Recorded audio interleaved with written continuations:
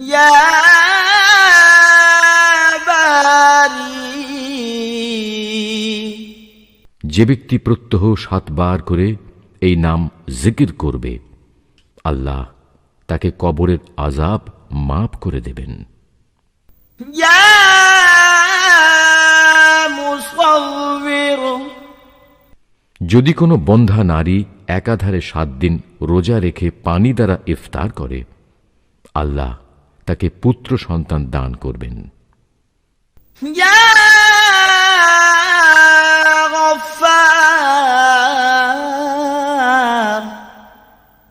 যে ব্যক্তি জুমার নামাজ পড়ার পর 100 বার এই নামটি পড়বে, আল্লাহ তার উপর ক্ষমার দৃষ্টিতে তাকাবেন।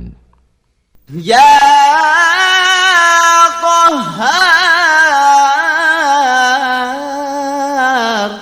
যে ব্যক্তি দুনিয়ার